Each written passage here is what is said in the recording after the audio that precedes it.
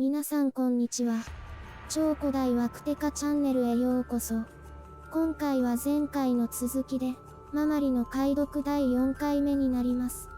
前回の終わり、ヘヌア、リマの次からいきます。それでは始めます。この虫のような文字は、ヘヘウ、ヘヘウは、寒さ、恐怖による鳥肌。タヒチ語では、開く、明らかにする。ケは異なる、奇妙な、異なる場所で、異なる方向で、異なる時間に、異なる方法で、別のキャラクターや外観で、期待したもの。次の、ヤシの木から虫がぶら下がっているような文字は、ニュー、クアフリ。ニューは、小さな棒を投げることによる神聖化の手段。サモア語ではココナッツ、タヒチ語ではネイティブの槍。ハワイ語では何らかの形で旋回する。クアは、過去を表現するために動詞の前に使用される単語。フリは、向きを変える、ひっくり返す、転がる、種をまく、溢れる。キ、バイ。キは、英語で言うところの、towards, after, for, in, order to。メラネシア・ポリネシアでは、満潮、言うまでもなく、まだです、のような意味もあります。バイは、水、液体、ジュース。次の鳥の出来損ないのような文字は、マグテケテケ、キ、ルガ。マグは、鳥の姿、浮かぶ、発射する、神の化身。テケテケは、短い、背が高くない。ルガは、上、上部、何々を超えて。次の口を開けた虫のような文字は、高売れだとそれに相当する言葉が見つからないので、高と売れに分けて考えます。高は、サークル、円を形成する、集まる、落ちる、太陽のように沈む、回る。売れは、男性的な強さ、男性器、陰茎、ペニス、わかりやすく言えばチンチン、丁寧に言えばおちんちん。次の奇妙な形をした魚のような文字は、クアアハ、高売れ。アハは、何、どんな種類、何でも、何をする、どうやって、なぜ、何々のために、何々で、上で。高売れは先ほどと同じです。次の棒から手が生えた頻繁に登場する文字は、また少し読み方が変わり、ヘヌアマテリマ。ヘヌアは土地、地面、国。マはフォー。リマは、指、5番目。一旦ここで区切ります。続けて読み上げます。ヘヘウ、ケ。ニュー、クアフリ。キ、バイ。マグテケテケ、キ、ルガ。高売れ。クアアハ、高売れ。ヘヌアマテリマ。ママリの解読、パート2から今回までをまとめてみます。なんとなく全体像が見えてきました。今まで羅列してきた意味の中から、それっぽいのを取捨選択していきます。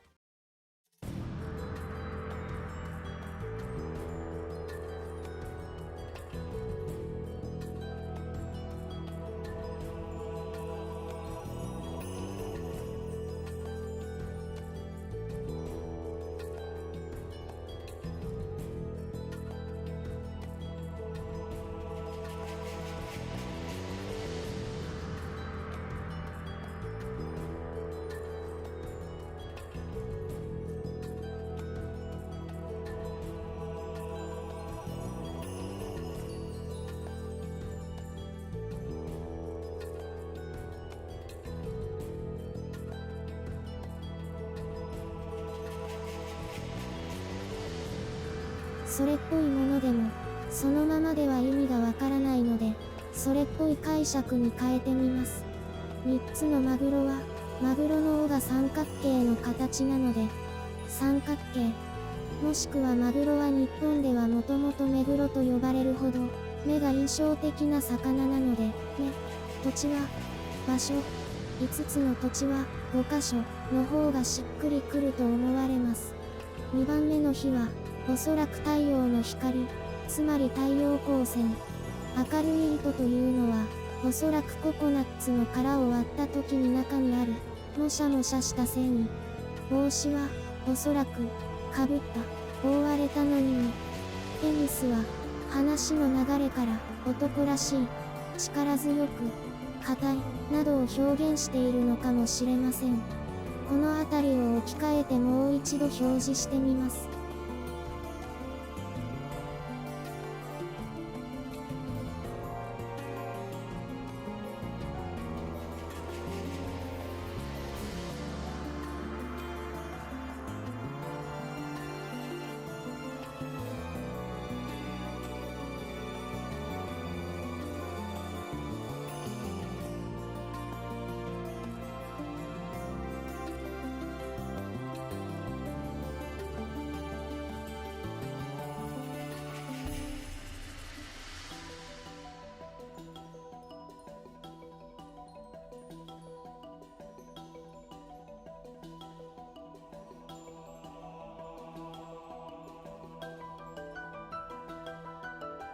先ほどより、しっくりきましたね。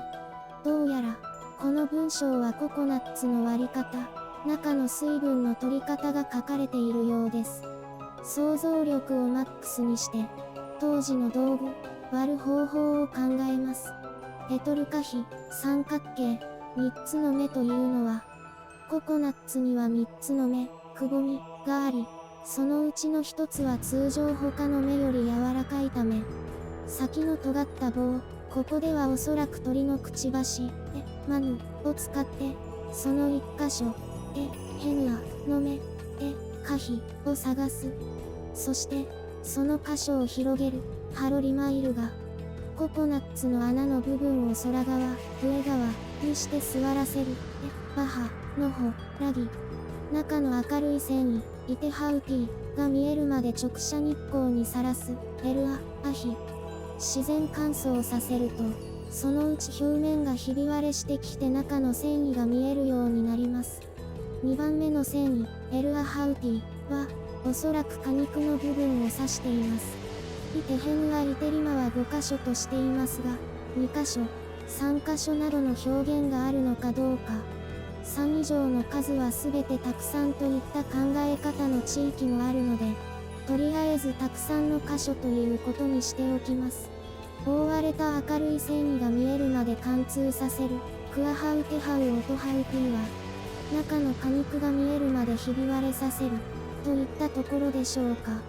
そしてここまで保留していた最初のトゥーテリマイルが、手を上げる、ですが、最初、上に持ち上げて叩きつけるとか、上に放り投げるといった意味と思っていましたが、話の流れから言って、ココナッツを上側にする、といったところでしょうか。3つの小さなものを運ぶバッグ、クアヒクコイアエトルヒク。妄想全開パワーを働かせ、なぜ3つの大きさの違う入れ物が必要なのか考えます。私は、ココナッツジュース、果肉、外の皮をそれぞれ分けてバッグに入れたのだと思います。外の皮なんてゴミなんだから捨てればいいじゃんと思われますが、資源の乏しいこの島では、燃やす燃料としての役割や、繊維は紐、ロープ作りに使ったり、決して捨てるなんてことはせず大切に持って帰ったと考えます。ヘヌア、マテリマ、とりあえず5箇所とした部分は、解釈がよくわかりませんが、が英語の4にあたるので、5箇所のために、これだと日本語的に変なので、5箇所は、それぞれ、とアバウトな表現にし、それぞれの使用のために、みたいな感じでしょうか。もっとそれらしい翻訳を思いついた方はぜひコメントをお願いします。ペトルキオレ、3つのうなぎ犬、か、3つのネズミ。ここの解釈は本当に難しく、うなぎ犬とすれば、ココナッツを表し、ネズミとすれば、ネズミに取られないように、といったニュアンスなのかもしれません。実はここまでココナッツという単語自体出ておらず、想像力でココナッツを導き出しているので、記述した人間もこれはココナッツのことだよと明確にするために、ココナッツを表すウナギ犬の可能性が高いと私は考えます。ヘヌア、今度は、が入っていないので、それぞれに、なのか、それぞれを、なのか、それぞれは、なのかは日本語に訳すときに起こる問題なので、あえて、それぞれ、単独にして後でつなげたときに勝手に接続詞がうまくつくと思います。異なる方法の開き方、そのままの訳し方で良さそうです。ニュークアフリ、ココナッツの容器から液体を注ぐ。ニューはサモア語でココナッツを意味しています。キオレはより神聖化した使い方なのでしょうか。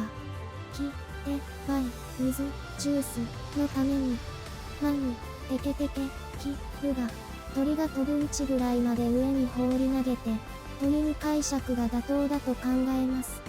高売れ、落ちる、硬い、なので、硬いところに落とす。高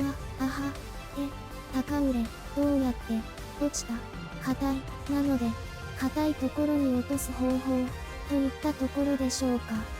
ヘヌアマテリマ、最初の、は何々のため、英語のアットに相当するので、そのままだと、5箇所にするため、先ほど出した解釈ではそれぞれにするため、日本語的に変なので、というか日本語は表現豊かなので、落として割ったらそれこそ、バラバラにするため、という翻訳が妥当と考えます。すべての説明が終わったので、さらに日本語らしく翻訳して一つの文章としてつなげてみます。ココナッツを上に向ける。3つの目のうち柔らかい1つの目を探し、鳥のくちばしを使ってその箇所を広げる。開けた穴の部分を上側にして座らせる。中の明るい繊維が見えるようになるまで直射日光にさらす。中の果肉が見えるまでたくさんの箇所をひび割れさせる。3つの袋にそれぞれの部位に分けたココナッツを入れる。別の方法の開き方。水分のために、ココナッツの容器から液体を取り出す。硬いところをめがけて、鳥が飛ぶような高い位置に放り投げて落とす。バラバラにするために、硬いところに落とす。いかがだったでしょうか。人類の破滅や、地球の滅亡のことでも書いてあると期待してしまいましたか。私もまさかココナッツの割り方が書いてあるなんて、これっぽっちも思っていませんでした。ココナッツの割り方なんて書いてどうすんだよと思われる方もいらっしゃると思いますが、この島ではココナッツは大変貴重な食料、水分であり、その割り方を知らなければ、伝えなければ生きていけないぐらいのものなのです。実際、何も知らずにココナッツを割れと言われても、割ることすらできない。または割れても中の汁が台無しになってしまうことでしょう。それどころか、ココナッツのことをただの岩、石ころと勘違いし、食料になると気づかないかもしれません。こうして考えると、後世に残すために大切な記述だったんだなと思います。とりあえずこれで、一つの文章の解読ができました。後世でこの解読が全くの見当違いだったらお笑い草ですね。ところで、皆さんはこの文章をこういった解説を知らずに自力で解釈しようとした場合どうなると思いますか？それでは今回の動画はこれで終わりたいと思います。今回の動画、面白かった、興味があるといった方はぜひ、チャンネル登録、グッドボタン、コメントしてもらえると、動画作成の励みになるのでよろしくお願いします。ご視聴ありがとうございました。また次回の動画でお会いしましょう。